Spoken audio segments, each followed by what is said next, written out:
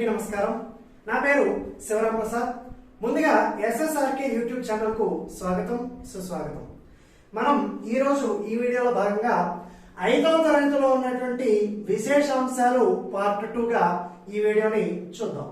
మరి 5వ తరగతిలో ఉన్నటువంటి 6వ పాఠం కనుక మనం పరిశీలించుకున్నట్లయితే 5వ తరగతిలో ఉన్నటువంటి 6వ పాఠం పెన్నేటి పాట. పెన్నేటి పాట అనేటువంటి ఆ చక్కటి ఒక ఆ పాఠ్యాంశాన్ని ఇవ్వడం అనేది జరిగింది. పెన్నేటు అంటే పెన్న అనేటువంటి నది, ఆ నది యొక్క గొప్పదనాన్ని అలాగే సౌందర్యాన్ని గురించి ఈ పాఠ్యాంశంలో మనకు వివరించడం అనేది జరిగింది. మరి ఇది ఆ నది యొక్క సౌందర్యాన్ని వివరిస్తుంది కాబట్టి ఈ పాఠ్యాంశం యొక్క ఇతివృత్తం కనుక మనం పరిశీలించుకున్నట్టయితే పర్యావరణము, మరి అలాగే దీని యొక్క ప్రక్రియ కనుక మనం పరిశీలించుకున్నట్లయితే చక్కటి పాట. కాబట్టి పెన్నేటి పాట అనేటువంటి పాఠ్యాంశం యొక్క ఇతివృత్తం అయితే పర్యావరణం, అలాగే ప్రక్రియ కనుక పరిశీలించినట్టయితే అది చక్కటి పాట. మరి ఈ పెన్నేటి పాట అనేటువంటి అంశంలో భాగంగా మనకు రాయలసీమ యొక్క సౌందర్యాన్ని అలాగే విషాదాన్ని సమంగా చిత్రించినటువంటి పాట ఈ పెన్నేటి పాట అనేటువంటి ఆ పాటను మనం తెలుసుకోవచ్చు. ఆ విధంగా ఆ పాఠ్యాంశాన్ని తెలుసుకోవడం అనేది జరిగింది. అలాగే ఈ పెన్నేటి పాట అనేటువంటి పాఠ్యాంశంలో భాగంగా చదువుకుందాం అనేటువంటి అంశంలో మనకి 3 చేపలు అని ఒక చక్కటి కథను ఇవ్వడం అనేది జరిగింది. ఒకనొక మడుగులో 3 చేపలు ఉంటాయి. ఆ 3 చేపల పేర్లు కనుక మనం పరిశీలించినట్లయితే దీర్ఘదర్శి, ప్రాప్తకాలజ్ఞుడు, అలాగే దీర్ఘసూత్రుడు అనేటువంటి 3 చేపలు ఆ మడుగులో ఉంటాయి. అయితే ఆ మూడింట్లో మొదటిదైనటువంటి దీర్ఘదర్శి ఏమంటుందంటే, మిత్రులారా ఈ మడుగు చాలా చిన్నది, మరి రాబోయేది వేసవి కాలం కాబట్టి ఈ మడుగులో ఉన్నటువంటి నీళ్లు ఇంకిపోయేలా ఉన్నాయి, కాబట్టి మనం ఇప్పుడే ఏదైనా పెద్ద మడుగు చూసుకుని అందులోకి ప్రవేశించడం మంచిది అని చెప్పడం అనేది జరుగుతుంది. తక్కినటువంటి 2 చేపలు కూడా ఏమంటాయంటే, నీదంతా కంగారే, మరి ఆ మడుగు చాలా విశాలంగా ఉంది, మరి నువ్వు వెళ్తానంటే నువ్వు వెళ్ళిపో, మేము మాత్రం ఇక్కడే ఉంటాము అని చెప్పడం అనేది జరుగుతుంది. అప్పుడు ఆ దీర్ఘదర్శి అనేది ఏం చేస్తుందంటే, ఆ మడుగులోకి నీళ్లు వచ్చేటువంటి చిన్న కాలువ ద్వారాగా అలా పిల్ల కాలువ ద్వారాగా పెద్ద కాలువలోకి, అలా పెద్ద కాలువ నుంచి చెరువులోకి, పెద్ద చెరువులో ఉండి అక్కడికి వెళ్ళడం అనేది జరుగుతుంది. అక్కడ ఆ దీర్ఘదర్శి అనేది ప్రశాంతంగా ఉండడం అనేది జరుగుతుంది. అప్పుడు కొన్ని రోజుల తర్వాత ఆ మడుగులో చేపలు పట్టడాలని చెప్పేసి జాలర్లు రావడం జరుగుతుంది. అలా చేపలు పట్టేటువంటి సమయంలో ఈ మడుగులో ఉన్నటువంటి ఆ ప్రాప్తకాలజ్ఞుడు అలాగే దీర్ఘసూత్రుడు అనేటువంటి ఆ 2 చేపలను కూడా వాళ్ళ యొక్క వలలో వేసుకుని వెళ్ళడం అనేది జరుగుతుంది. అలా వెళ్తూ వెళ్తూ ఉండగా వాళ్ళు ఆ చేపలన్నింటినీ కూడా ఒక తాటికి గుచ్చి ఆ చేపలన్నింటినీ బురదలో ఉన్నటువంటి వాటిని కడుగుదాం అనేటువంటి ప్రయత్నంలో ఆ మంచినీళ్ళ దగ్గర కడుగుతున్నటువంటి సందర్భంలో ఈ ప్రాప్తకాలజ్ఞుడు అనేది అది తనను తాను తప్పించుకుని ఎలాగలా వేరే ప్రదేశానికి వెళ్ళడం అనేది జరుగుతుంది. ఇక చివరికి దీర్ఘసూత్రుడు మాత్రం ఏం చేయాలో పాలుపోక ఆ జాలరంతో వాళ్ళ ఇంటికి వెళ్ళడం అనేది జరుగుతుంది. కాబట్టి ఎప్పుడైనా సరే ముందు జాగ్రత్త అనేది అవసరమైనది అని ఈ కథ ద్వారా మనకు చక్కటి నీతిని ఇవ్వడం అనేది జరిగింది. అలాగే మరి 7వ పాఠాన్ని కనుక మనం పరిశీలించుకుంటే పద్య రత్నాలు. 7వ పాఠాన్ని కనుక మనం పరిశీలించినట్టయితే పద్యరత్నాలు. మరి ఈ పద్యరత్నాల యొక్క ఇతివృత్తం కనుక మనం పరిశీలించుకున్నట్టయితే నైతిక విలువలను పిల్లల్లో పెంపొందించాలనేటువంటి ఉద్దేశంతో ఈ పద్యరత్నాలను రాయడం అనేది జరిగింది. అలాగే మరి ప్రక్రియ కనుక మనం చూసుకున్నట్టయితే చక్కటి పద్యాలు, శతక కవులు రాసినటువంటి పద్యాలను ఈ పద్యరత్నాలు అనేటువంటి పాఠ్యాంశంలో భాగంగా ఇవ్వడం అనేది జరిగింది. అలాగే మనకు ఈ పద్యరత్నాలు అనేటువంటి అంశంలో భాగంగా మనకి చదువుకుందాం అనేటువంటి అంశంలో కలమల్ల శాసనం అనేటువంటి ఒక శాసనం గురించి ఇవ్వడం అనేది జరిగింది.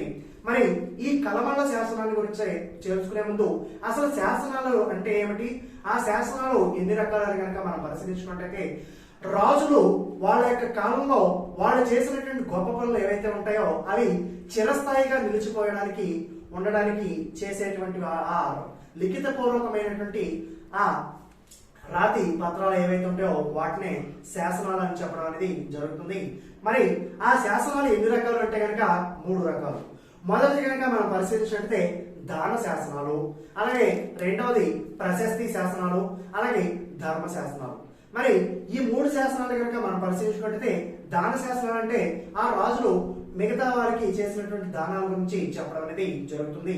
అలాగే ప్రశస్తి శాసనం, ప్రశస్తి శాసనం అంటే కనుక రాజు యొక్క విజయాలు ఆ గొప్పదనాన్ని గురించి చెప్పేటువంటి శాసనాలే ప్రశస్తి శాసనాలు అని చెప్పడం అనేది జరుగుతుంది.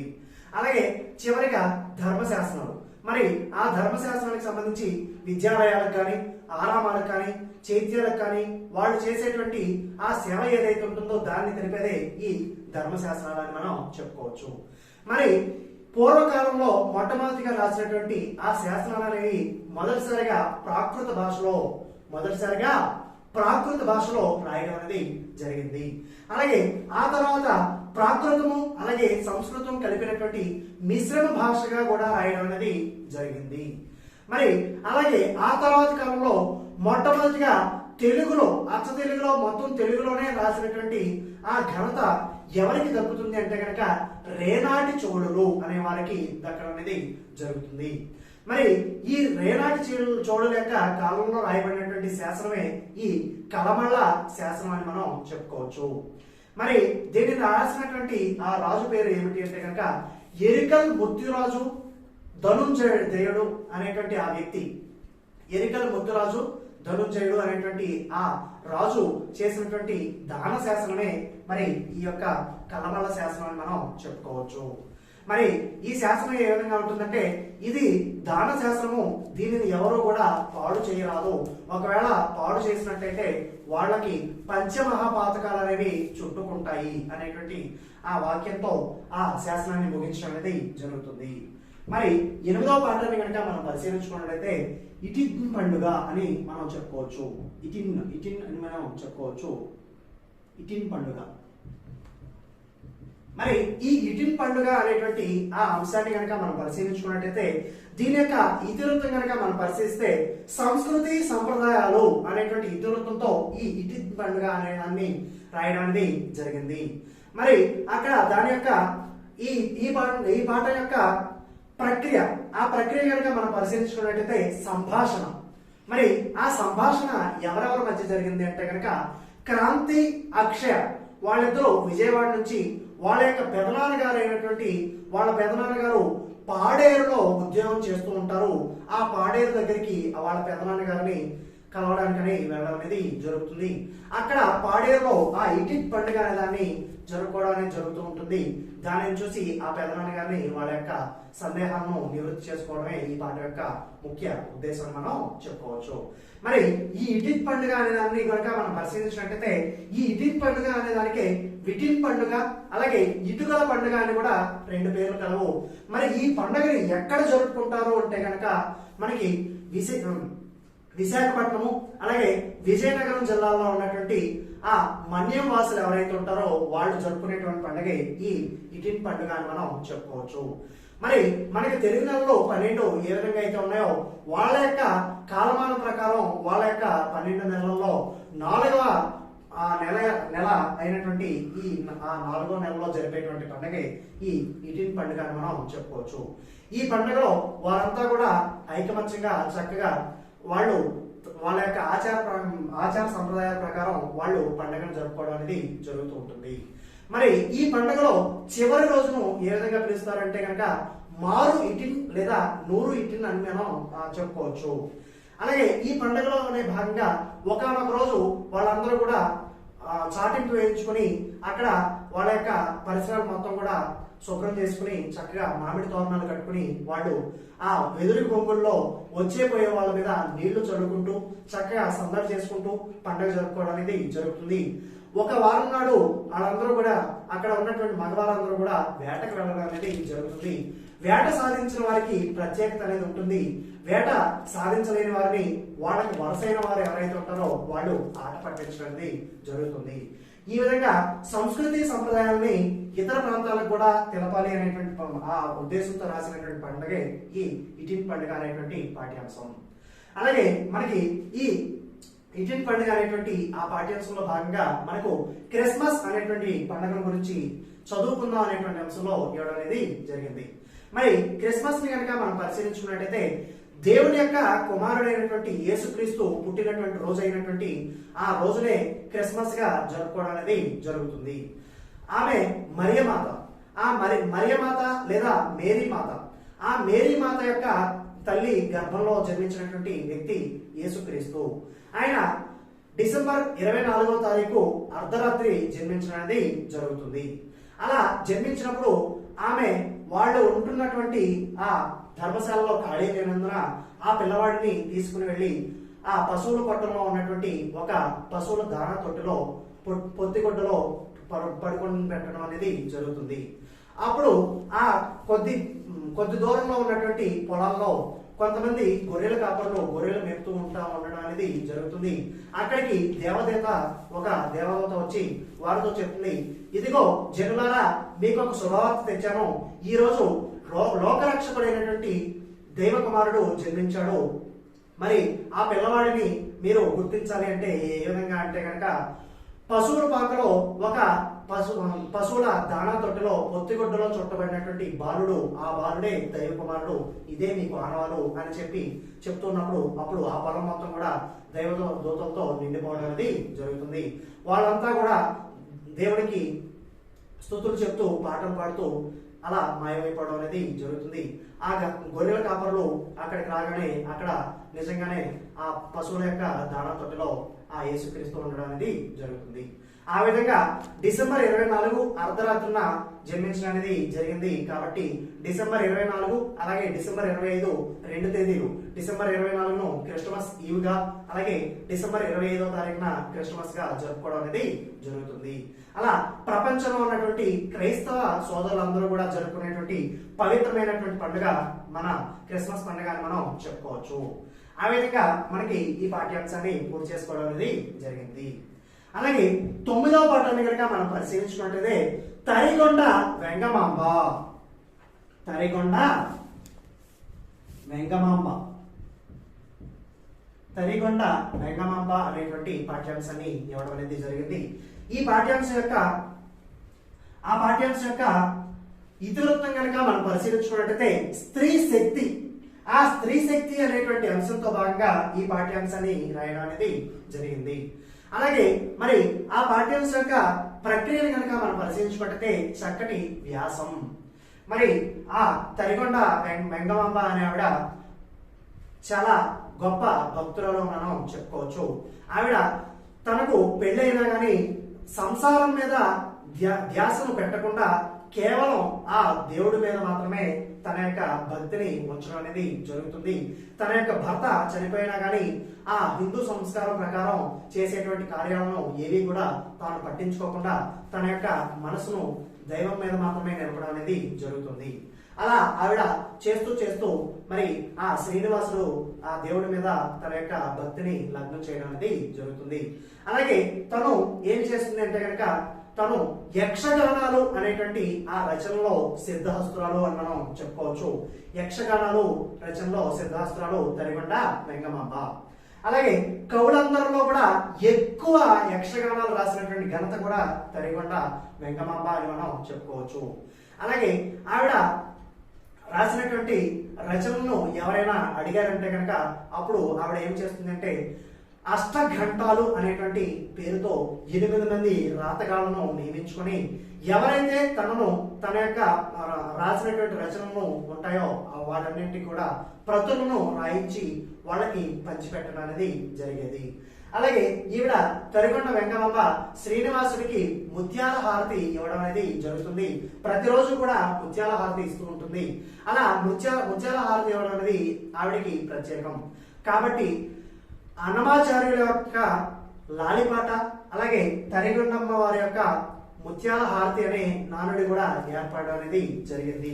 ఆ విధంగా ఆ పాఠ్యాంశాన్ని పూర్తి చేసుకోవడం అనేది జరిగింది. అలా ఆ విధంగా తరిగొండ వెంగమాంబ అనేటువంటి పాఠ్యాంశం అందులో భాగంగా మనకి ఇక్కడ ఒక చక్కటి చదువుకుందాం అనేటువంటి అంశంలో కవిత్రయం అనేటువంటి ఆ అంశాన్ని ఇవ్వడం అనేది జరిగింది. భారతాన్ని తెలుగులోకి రచించినటువంటి నన్నయ, తిక్కన అలాగే ఎర్రన ముగ్గురు గురించి కూడా ఈ చదువుకుందాం అనేటువంటి అంశంలో భాగంగా ఇవ్వడం అనేది జరిగింది. అలాగే ఆ తర్వాత ఉన్నటువంటి పాఠాన్ని కనుక మనం పరిశీలించుకుంటే 5వ తరగతిలో ఉన్నటువంటి 10వ పాఠం మంచి బహుమతి అనేటువంటి పాఠం. మంచి బహుమతి. మరి ఈ మంచి బహుమతి అనేటువంటి ఆ పాఠ్యాంశాన్ని కనుక మనం పరిశీలించినట్లయితే దాని యొక్క ఇతివృత్తం కనుక మనం పరిశీలించినట్లయితే పఠనాభిలాష అనేటువంటి ఇతివృత్తంతో ఈ మంచి బహుమతి అనేటువంటి పాఠ్యాంశాన్ని రాయడం అనేది జరిగింది. అలాగే ఈ పాఠ్యాంశం యొక్క ప్రక్రియ కనుక మనం పరిశీలించినట్లయితే సంభాషణ. మరి ఈ సంభాషణ ఎవరెవరికి మధ్య జరిగింది అంటే కనుక వియాన్ అలాగే వాళ్ళ యొక్క మామయ్య. పాత్రలు వియాన్ అలాగే వాళ్ళ యొక్క మామయ్య. మరి ఆ రోజు వియాన్ యొక్క పుట్టినరోజు. అయితే తన యొక్క స్నేహితులు బంధువులు చాలా మంది చాలా బహుమతులు తీసుకుని రావడం అనేది జరుగుతుంది. వాళ్ళ యొక్క మామయ్య మాత్రం తనకి చక్కటి పుస్తకాన్ని తీసుకుని రావడం అనేది జరిగింది. అప్పుడు మామయ్య నువ్వు పుస్తకాన్ని ఎందుకు తీసుకొచ్చావు అని అడగగా అప్పుడు ఆ పుస్తకాల యొక్క గొప్పదనాన్ని ఈ మామయ్య చెప్తూ వివిధ రకాలైనటువంటి ఆ దేశ నాయకులు అలాగే గొప్పవారి యొక్క వాళ్ళ యొక్క జీవిత విశేషాలను చెప్తూ వాళ్ళ యొక్క జీవితంలో పుస్తకాల యొక్క ప్రభావాన్ని గురించి చెప్పడమే ఈ పాఠ్యాంశం యొక్క నేపథ్యంలో మనం చెప్పుకోవచ్చు. మరి గాంధీ గారిని కనుక మనం పరిశీలిస్తే గాంధీ గారు ఒకనొక సందర్భంలో the Kingdom of God is with in you అనేటువంటి పుస్తకం నన్ను అహింసా మార్గంలోకి నడిపింది అని చెప్పారు. అంతటి గొప్పది ఆ పుస్తకం అని మనం చెప్పడం అనేది జరుగుతుంది. అలాగే భగత్ సింగ్ గారిని ఉరి తీసే ముందు ఆ భగత్ సింగ్ గారిని నీ యొక్క చివరి కోరిక ఏమిటి అని అడగగా ఆయన అంటారు, నేను లెనిన్ గారు రాసినటువంటి రాజ్యము విప్లవము అనేటువంటి ఆ పుస్తకాన్ని చదవాలి, అది చదివిన తర్వాతే నన్ను ఉరి తీయండి అని చెప్పడం అనేది జరుగుతుంది.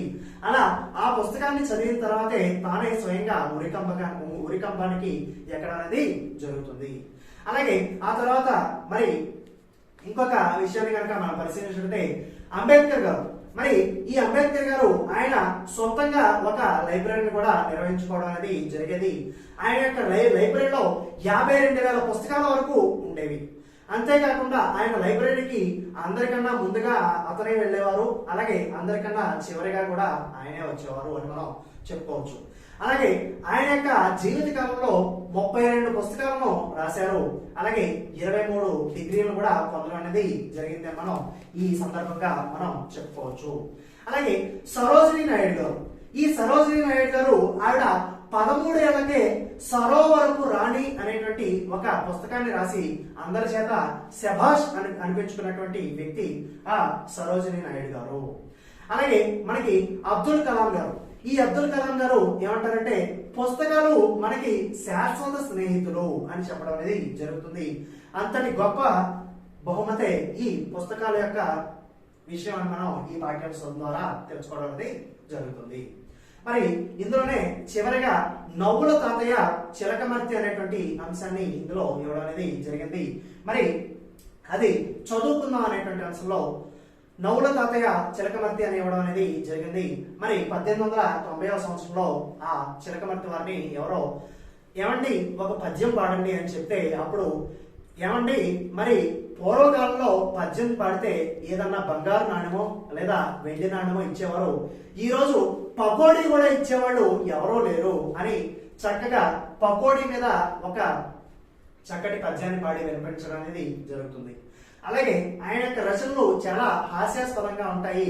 మరి కొన్ని కనుక మనం పరిశీలించుకున్నట్టయితే ఈ వీధి ఎక్కడికి వెళుతుంది అని అడిగితే మరి ఆయన అంటారు, ఈ వీధి ఎక్కడికి వెళ్ళదు, నా చిన్నప్పటి నుంచి చూస్తున్నాను, ఈ వీధి ఇక్కడే ఉంటుంది అని చెప్పడం అనేది జరుగుతుంది. అలాగే మీ ఊర్లో పాఠశాల బాగా జరుగుతుందా అని ఎవరు అడగగా ఆయన అంటారు, మరి మా పాఠశాల ఎక్కడికి అంగుళం కూడా జరగదు, అక్కడే ఉంటుంది అని చెప్పడం అనేది జరుగుతుంది. అలాగే మరి మీరు ఇవాళ ఏమెక్కి వచ్చారు అని అడగగా మరి ఏమెక్కి వస్తాము, చాలా ఎండెక్కి అలాగే మరి బస్ ఎక్కి వచ్చాము అని చెప్పడం అనేది జరుగుతుంది. అలాగే మరొక ప్రశ్న కనుక మనం పరిశీలించినట్టయితే మరి ఆయన్ని ఎవరో అడుగుతారండి, మీరు ఏ నీళ్లు తాగుతారండి అంటే మరి నేను మంచి నీళ్లు తాగుతాను అని చెప్పడం అనేది జరుగుతుంది. అలాగే ఈ రోజు మీ ఇంట్లో ఈ కూరలు ఏం చేశారండి అని అడగగా ఆయన ఏం చేస్తాము, తినేసాము అని చెప్పడం అనేది జరుగుతుంది. అలా చక్కగా హాస్యాస్పదంగా ఆయన యొక్క రచనలు అనేవి ఉంటాయి. అలాగే ఆయన రాసినటువంటి రచనలు కనుక మనం పరిశీలించినట్టే గయ్యాళి గంగమ్మ, అలాగే ప్లేడరు తమాషా అనేటువంటి రచనలు, ఇంకా మరికొన్ని రచనలు కనుక మనం పరిశీలించినట్టే పెళ్లి కొడుకు ధరలు అనేటువంటి రచన, అలాగే గొట్టాలమ్మ అనేటువంటి రచన, అలాగే కనకయ్య పంతుల కంతి అనేటువంటి రచన, అలాగే ఆకాశ రామన్న అనేవి అవన్నీ కూడా హాస్యానికి సంబంధించిన రచనలు మనం చెప్పుకోవచ్చు. ఈ విధంగా 5వ తరగతిలో ఉన్నటువంటి విశేషాంశాన్ని పూర్తి చేసుకోవడం అనేది జరిగింది. ఇంకా మా ఛానల్ను ఎవరైనా సబ్స్క్రైబ్ చేయాల్సి ఉంటే కనుక సబ్స్క్రైబ్ చేయండి, లైక్ చేయండి, షేర్ చేయండి. Thank you.